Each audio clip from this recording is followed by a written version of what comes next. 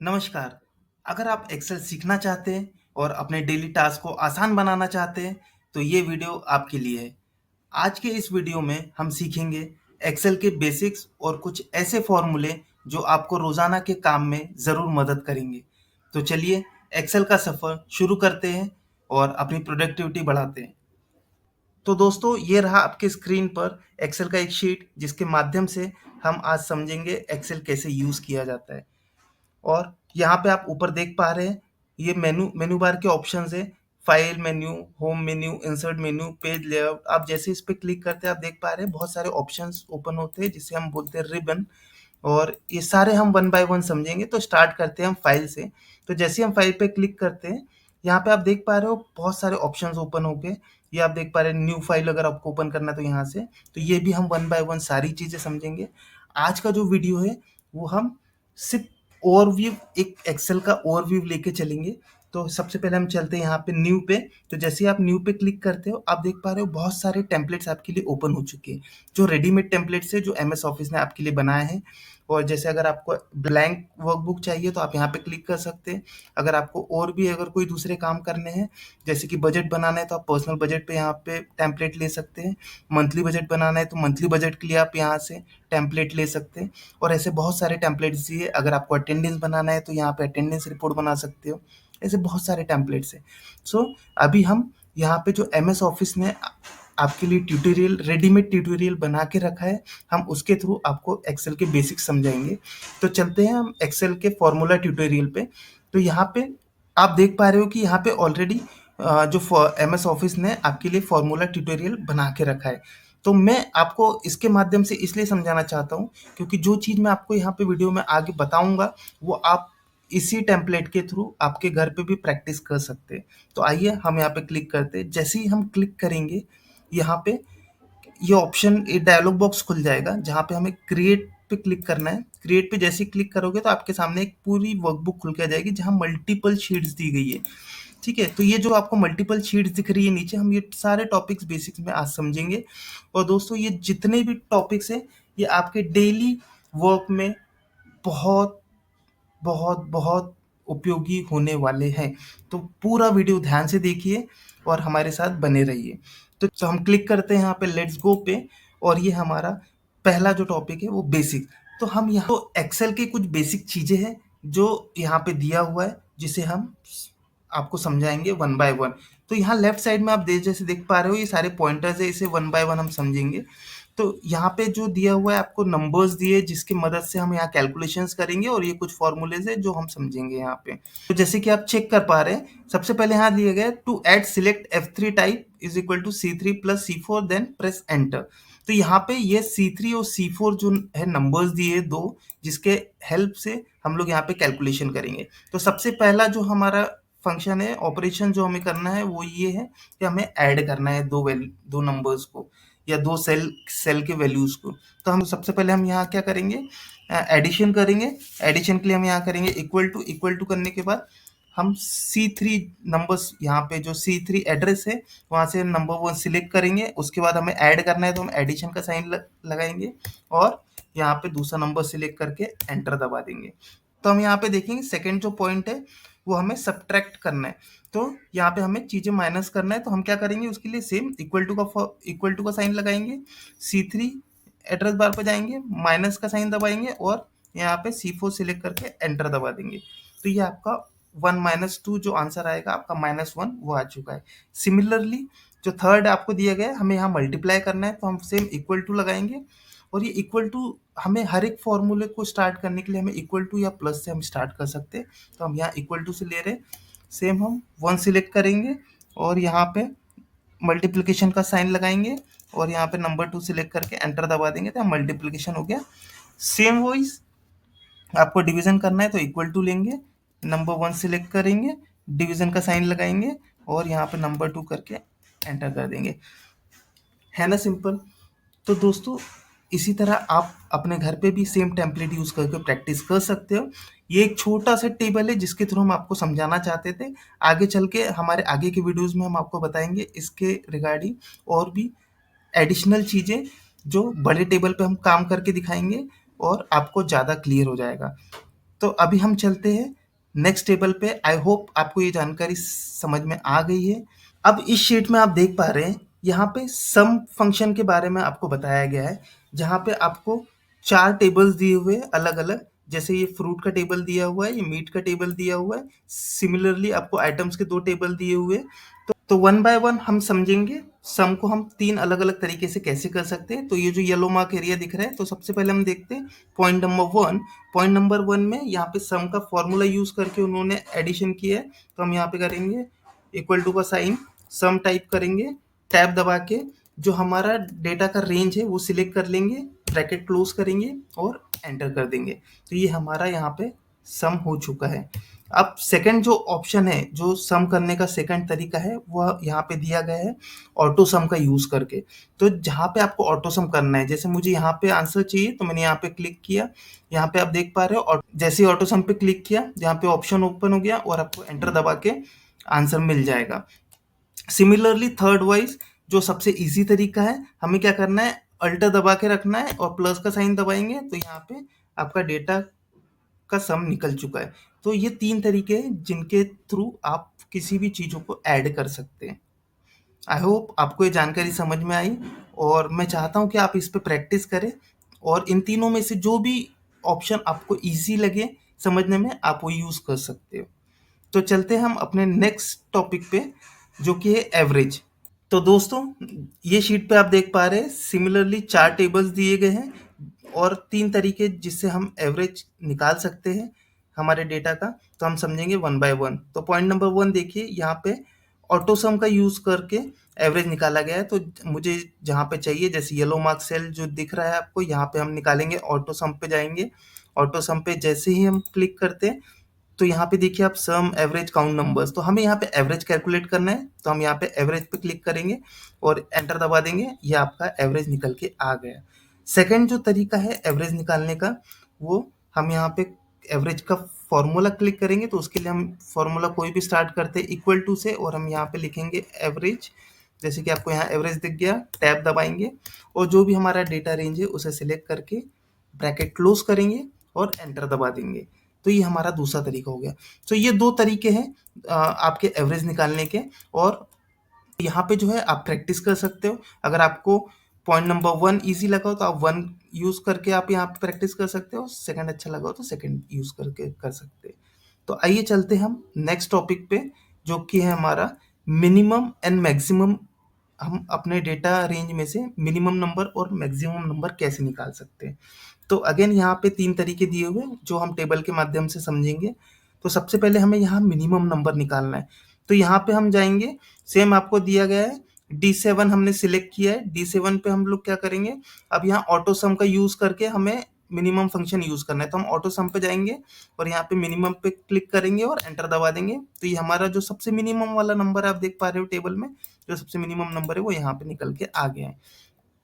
अब नेक्स्ट वाला जो टेबल है, हम यहाँ पे समझेंगे कि मैक्सिमम कैसे निकालते हैं, और वो भी फॉर्मूले के थ्रू। तो हम यहाँ पे इक्वल टू का साइन दबाएंगे, यहाँ पे मैक्स दबाएंगे, सॉरी, यहाँ पे हम इक्वल टू दबाएंगे, मैक्स दबाएंगे, और यहाँ पे टैब दबाने के बाद हमारा डेटा रेंज सिलेक्ट कर लेंगे, इसमें से हमें मैक्सिमम नंबर निकालना है। और यहाँ पे हमने दिए, देखो तो हम यहाँ देख पा रहे हैं जो मैक्सिमम वैल्यू है वो है 50। तो यहाँ पे आपका आंसर आ चुका है। तो अब यहाँ पे आप प्रैक्टिस के लिए मिनिमम या मैक्सिमम जो भी आपको निकालना है ऑटो सम का यूज़ करके वो निकाल सकते हो। और ऑटो सम के यूज़ से, जैसे यहाँ पे आपने देखा था मिनिमम निकाले थे, वैसे हम यहाँ पे मैक्सिमम निकाल के देख लेते हैं। ऑटो सम पे गए और मैक्सिमम पे क्लिक करेंगे और एंटर दबाएंगे तो मैक्सिमम नंबर जो है वो आपके सामने आ जाएगा। आई होप आपको ये जानकारी समझ में आ गई होगी और आप इसे प्रैक्टिस करके और आपके डेली हैबिट्स में लाओगे तो ये आपके लिए ईजी हो जाएगा। तो इसी तरह हम अपने नेक्स्ट जो टॉपिक है उस पे चलते हैं, और वो जो टॉपिक है वो है डेट फंक्शंस। तो आपके सामने डेट फंक्शन वाला एक्सेल शीट सामने है। तो हम समझेंगे वन बाय वन तीनों पॉइंट के माध्यम से। तो सबसे पहले दिया गया हुआ है पहला पॉइंट, तो हम इसे पढ़ते हैं। Check out the today's function which gives you today's date. There are live और volatile functions, so when you open your workbook tomorrow it will have tomorrow's date. देखिए कितना अच्छा ऑप्शन है। जैसे अगर आज आप काम कर रहे हैं, आप यहाँ पे टुडे का फॉर्मूला यूज करके आज की डेट निकालते हो, और कल जब आप ये फाइल खोलोगे तो आपको कल का दिखेगा। रीजन बिहाइंड, क्योंकि यहाँ पे फॉर्मूला लगा है टू डेज का, तो कल अगर आप जब वो फाइल ओपन करोगे तो आपको उसी दिन का डेट दिखाई देगा। तो आइए हम यहाँ पे टुडे का फॉर्मूला यूज करते हैं। इक्वल टू के साथ टुडे टाइप करेंगे और टैब दबा के ब्रैकेट क्लोज करेंगे और एंटर कर देंगे। तो आप देख पा रहे हो आज की डेट आ गई। यही शीट जब मैं कल खोलूंगा तो यहाँ पे कल की डेट दिखाएगी, परसों खोलूंगा तो परसों की डेट खुल गई दिखाएगी। तो ये फॉर्मूला आप आपके फॉर्मेटिंग में बहुत यूज़फुल रहेगा, जो आप आगे चल के अपने जो भी फॉर्मेटिंग्स करते हो, जो भी वर्क करते हो, उसमें यूज़फुल हो सकता है। तो यहाँ पे आप देख पा रहे हैं ये शीट में आपको डेट फंक्शंस के बारे में बताया गया है। तो सबसे पहले जो पॉइंट नंबर 1 आपको बताना चाहता है वो ये है कि यहाँ पे हम टुडेज़ का फॉर्मूला यूज़ करके आज की डेट निकाल सकते हैं। जैसे कि हम यहाँ पे आपको दिखाएँगे, यहाँ पे आपके सामने हम टुडे टाइप करते हैं, टैब दबाएंगे, ब्रैकेट क्लोज करेंगे और हम लोग यहाँ पे एंटर दबा देंगे। तो ये आज की डेट आ गई। अब इस फॉर्मूले का फायदा क्या है? अगर ये शीट में कल ओपन करूंगा तो ये मुझे कल की डेट बताएगा। क्यों? क्योंकि इसमें हमने फॉर्मूला लगा के रखा है टुडे वाला। तो ये जिस दिन ये शीट ओपन होगी उसी दिन का, अगर मैं इसे परसों ओपन करता हूँ तो ये परसों का डेट दिखाएगा। है ना दोस्तों कमाल की चीज। अब इसी डेट के यूज से हम निकाल सकते हैं कि हमें आज की डेट तक के कितने डेज हो चुके।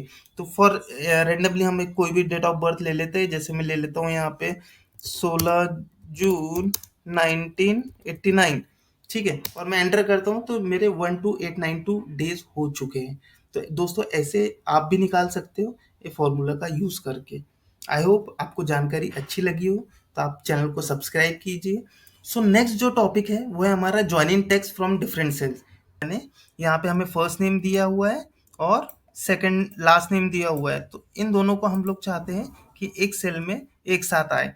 तो हम लोग इसको 3 अलग-अलग तरीके से सीखेंगे। तो सबसे पहले वाला पॉइंट हम देखते हैं। तो यहाँ पे सबसे पहले लिया गया है D3। D3 हम सिलेक्ट करते हैं, एंड लेंगे, एंड, और यहाँ पे फर्स्ट नेम सिलेक्ट करके एंटर दबा देंगे। लेकिन अब यहाँ पे क्या हुआ है, दोनों नामों के बीच में गैप नहीं है। अब जो दूसरा तरीका है, हम चाहते हैं उसमें लास्ट नेम और फर्स्ट नेम के बीच में कॉमा है। तो हम उसे समझेंगे सेकंड पॉइंट के थ्रू। हम यहाँ पे सिलेक्ट करेंगे लास्ट नेम, यहाँ पे एंड दबाएंगे। एंड टाइप करने के बाद हम लोग यहाँ पे डबल इन्वर्टेड कॉमा ओपन करेंगे, कॉमा लेंगे, स्पेस दबाएंगे, डबल इन्वर्टेड कॉमा क्लोज करेंगे, फिर यहाँ पे वापस से दबाएंगे एंड, और यहाँ पे हम ले लेंगे फर्स्ट नेम और दबा देंगे एंटर। तो आप देख पा रहे हो लास्ट नेम और फर्स्ट नेम के बीच में कॉमा आ गया। सिमिलरली आप चाहते हो कि कॉमा ना आए, सिर्फ हमें स्पेस चाहिए, तो आप वैसे भी कर सकते हो। तो आपको सिलेक्ट करना है लास्ट नेम, हम लोग यहाँ पे लेंगे and, double inverted comma open. Double inverted comma हम लोग डबल इन्वर्टेड कॉमा के बीच में जो भी चीज़ लेते हैं वो यहाँ पे ऐड हो जाती है, और हम लोग यहाँ पे एंड करेंगे और फर्स्ट नेम सिलेक्ट करके एंटर कर देंगे। तो आप देख पा रहे हैं कि अब यहाँ पे कॉमा नहीं आया है और सिर्फ स्पेस आया हुआ है। तो अब मैं आपको यहाँ पे एक नया तरीका सिखाने वाला हूँ जो कि बहुत आसान है, जिसकी मदद से आप आसानी से काम कर सकते हैं अगर आपको फॉर्मूले याद नहीं रहते तो। तो हम यहाँ पे डायरेक्टली टाइप करेंगे NANCY, स्पेस दबाएंगे जो फॉर्मेट में हमको चाहिए, और हम यहाँ लिख देंगे लास्ट नेम और एंटर दबा देंगे। और जैसे ही आप यहाँ पे कंट्रोल ई करोगे आपको पूरे नाम एज इट इज मिल जाएंगे। तो ये भी आप एक फॉर्मूले की तरह यूज कर सकते हो। आपको जो भी फॉर्मूला आसान लगा हो, जो आप याद रख पाओगे और जो आसानी से कर पाओगे, आप उसे यूज कीजिए, उसे प्रैक्टिस कीजिए, तो आपको डेली यूजेज में वो चीजें रट जाएगी। तो आइए अब हम चलते अपने नेक्स्ट टॉपिक पे, जो है इफ स्टेटमेंट्स। इस शीट में आप देख पा रहे हो दोस्तों, इफ स्टेटमेंट का यूज कैसे करना है वो आपको बताया गया है। 3 पॉइंट्स के हिसाब से आपको समझाया गया है। तो पहला पॉइंट के हिसाब से हम लोग देखते हैं कि इफ का फॉर्मूला कैसे यूज करना है। तो यहाँ पे इफ स्टेटमेंट कैसे यूज करते देखते हैं। तो यहाँ पे एप्पल और ऑरेंज 2 फ्रूट्स के नेम दिए गए। तो हम यहाँ पे फॉर्मूला टाइप करेंगे इक्वल टू, यहाँ पे हम टाइप करेंगे इफ, टैब दबाएंगे। टैब दबाने के बाद हम सिलेक्ट करेंगे एप्पल C9 जो हमारा वैल्यू है, और हम यहाँ पे लिखेंगे if C9 is equal to, if C9 is equal to, और यहाँ पे डबल इन्वर्टेड कॉमा में लिख देंगे एप्पल और डबल इन्वर्टेड कॉमा क्लोज करेंगे और कॉमा लिखेंगे। ये जो हम लिख रहे हैं ये कंडीशन है। तो यहाँ पे क्या बोला गया है, इफ C9 जो आपको एप्पल दिख रहा है, इफ C9 जो सेल है इज इक्वल टू एप्पल, तो वहां पे वैल्यू जो दिखाएगा आपको क्या दिखाएगा, ट्रू। अदरवाइज अगर नहीं है तो जो सेकंड कंडीशन है वो है फॉल्स। और यहाँ पे हम करेंगे ब्रैकेट क्लोज और कर देंगे एंटर। तो आप देख पा रहे हो यहाँ पे ट्रू है। क्यों ट्रू है?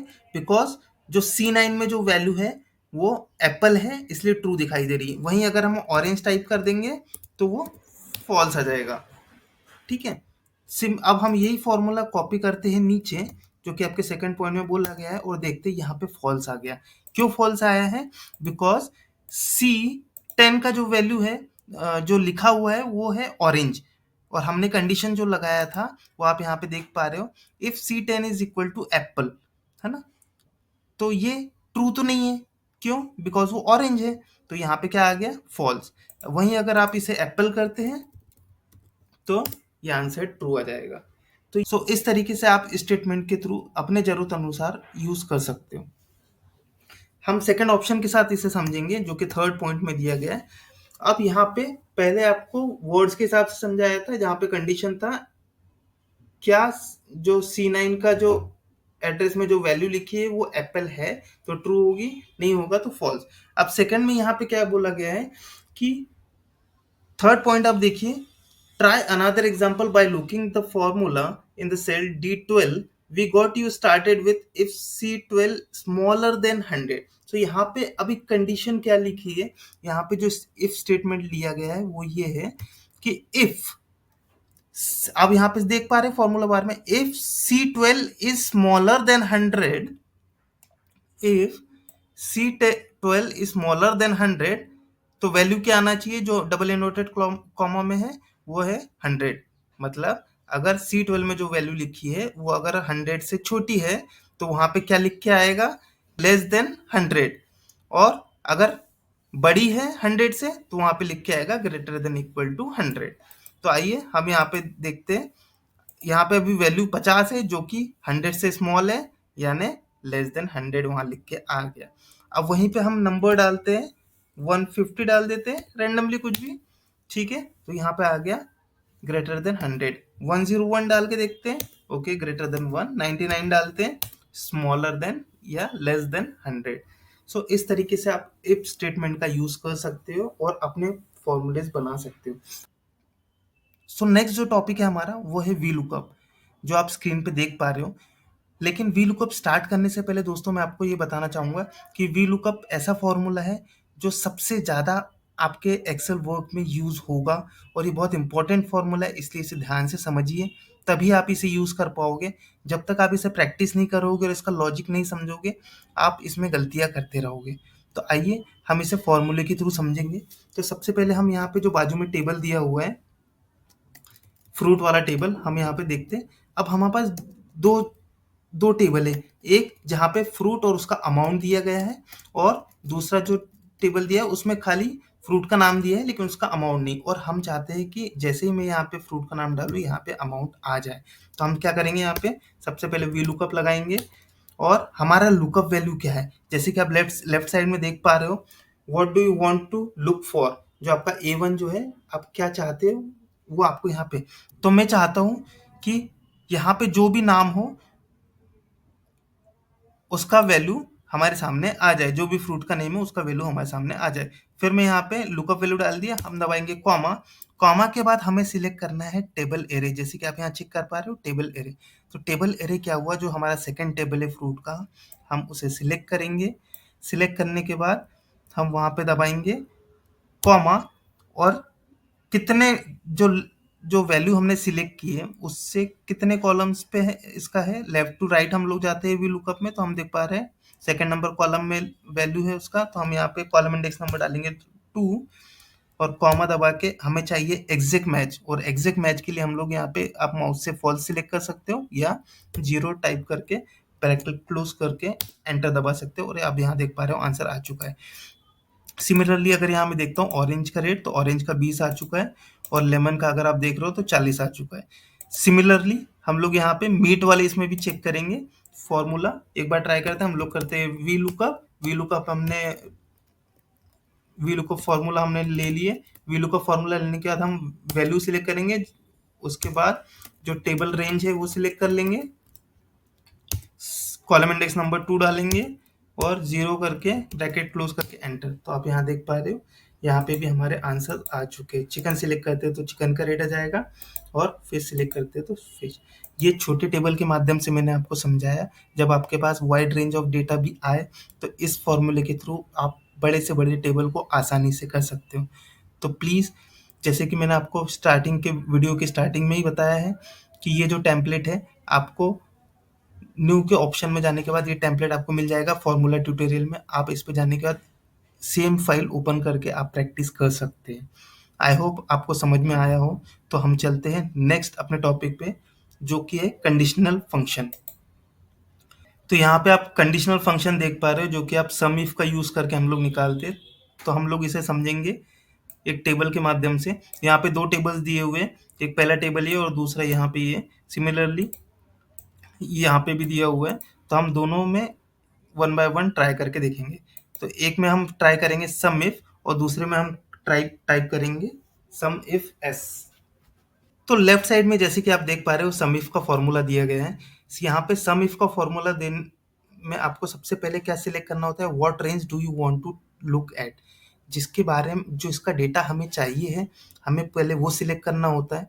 फिर उसके बाद वो वैल्यू सिलेक्ट करना होता है जिसका एग्जैक्ट आंसर हमें चाहिए है। ठीक है। फिर थर्ड जो आपको दिया है कॉमा के बाद जो सेमी कॉलम्स में आपको दिया हुआ है, जो रेंज ऑफ डेटा दिया है, वहाँ पे for each match found what range you want to sum. तो जैसे कि आप ऊपर वाले टेबल्स में देख पा रहे हो, यहाँ पे एप्पल यहाँ पे 50 रुपये दिया हुआ है, यहाँ पे एप्पल 50 दिया हुआ है, यहाँ पे एप्पल 50 दिया हुआ है। ठीक है। तो हमें इन तीनों जितने जगह पे एप्पल दिया उनका टोटल करना है।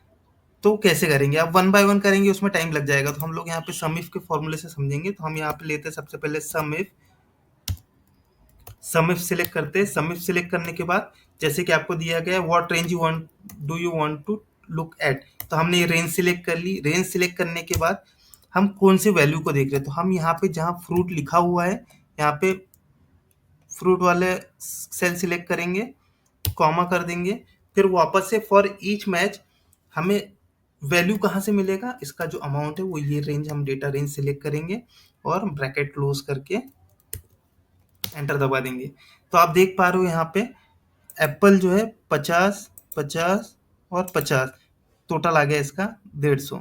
सिमिलरली हम यहाँ से नेम चेंज करते, ऑरेंज का देखेंगे तो टोटल 60 आ गया, बनाना का 180 सम आ गया और लेमन्स का 120 सम आ गया। तो इस तरीके से आप सम इफ का फॉर्मूला लगा सकते हैं। तो सेकंड जो है हमारा सम इफ एस का फॉर्मूला है, जो हम यहाँ सेकंड वाले टेबल में समझेंगे। तो पहले वाले और सेकंड वाले टेबल में सिर्फ एक छोटा सा डिफरेंस है, इसमें फ्रूट्स के टाइप भी दिए गए। लाइक ऑरेंजेस अगर दिया है तो ऑरेंजेस में दो प्रकार के दिए हुए, आपको एक फ्लोरिडा दिया हुआ है, एक ऑरेंज नेवल दिया हुआ है। तो इस तरीके से आपको टाइप भी दिए हुए। तो आपको एग्जैक्ट अगर पर्टिकुलर फ्रूट का एक पर्टिकुलर टाइप का आपको अमाउंट चाहिए टोटल, तो आप वो भी निकाल सकते हैं सम इफ एस का यूज करके। तो आइए हम फॉर्मूले से समझेंगे। हम लोग यहाँ पे टाइप करेंगे equal to sum if S और टैब दबाएंगे। टैब दबाने के बाद आप सबसे पहले यहाँ देख पा रहे हो सम रेंज। तो सम रेंज क्या हो गया, जहाँ पे हमको टोटल मिलेगा हम वो सिलेक्ट कर लेंगे। फिर हम कॉमा दबाएंगे। कॉमा दबाने के बाद ये पूछ रहा है क्राइटेरिया रेंज 1। तो हमारा सबसे पहला क्राइटेरिया क्या है कि वो कौन सा फ्रूट है। ठीक है। फिर हम यहाँ पे सिलेक्ट कर लेंगे और कॉमा दबाएंगे। कॉमा दबाने के बाद अब हमें चाहिए वो वैल्यू कहाँ से उठाएगा। तो सबसे पहले हम यहाँ पे फ्रूट सिलेक्ट कर लेंगे। This is the criteria for the first match. ये जो पहला वाला जो मैच है हमारा, जो रेंज है उसका पहला क्राइटेरिया ये हो गया। हम यहाँ पे कॉमा दबाएंगे। फिर हम जो हमारा सेकंड क्राइटेरिया रेंज है वो पूरा सिलेक्ट कर लेंगे और वापस कॉमा दबाने के बाद हम लोग टाइप सिलेक्ट कर लेंगे। टाइप सिलेक्ट करने के बाद हम लोग ब्रैकेट क्लोज करेंगे और कर देंगे यहाँ पे एंटर। अब आप देख पा रहे हो यहाँ पे ऑरेंजेस दिया हुआ है और फ्लोरिडा। तो ऑरेंजेस के जो दो टाइप्स दिए, एक फ्लोरिडा और एक नेवल। तो अगर हम नेवल पे क्लिक करेंगे तो नेवल का टोटल आ जाएगा। सिमिलरली हम यहाँ से फ्रूट चेंज करते, लाइक एप्पल ले लेते। एप्पल में अभी देखो एप्पल में नेवल नहीं है, तो एप्पल का जो भी टाइप है like Fuji and honey crisp, तो हम हनी क्रिस्प सिलेक्ट करते तो इसका टोटल आ जाएगा जो है 100। जैसे कि हम चेक कर पाते हैं यहाँ पे हनी क्रिस्प ये दिख गया 50 ये है एंड 50 ये है, तो 100 इसका टोटल आ गया। सिमिलरली हम यहाँ पे इसका दूसरा टाइप सिलेक्ट करते हैं, जैसे फूजी, तो फूजी का टोटल है 50। इसी तरह आप सम इफ एस का भी यूज कर सकते हो। आई होप आपको ये दोनों फॉर्मूले समझ में आए होंगे। इन केस अगर आपको कोई डिफिकल्टीज आती है, तो जैसे कि मैंने आपको वीडियो में बताया है स्टार्टिंग में ही, कि आप ये टेम्पलेट आपको मिल जाएगा, न्यू ऑप्शन में जाके फॉर्मूला ट्यूटोरियल आप ओपन कीजिएगा और आप इस पर प्रैक्टिस भी कर सकते हैं।